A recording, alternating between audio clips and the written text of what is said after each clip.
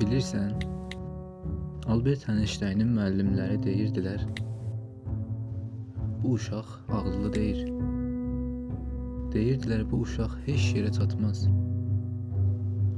Amma Einstein dünyanı başqa gözlə görürdü. İllər sonra həman oğlan bir nəzəriyyə yazdı ki, deyirdi, zaman da, məkan da nisbidir. Bir fikirlə dünyanı dəyişdirdi.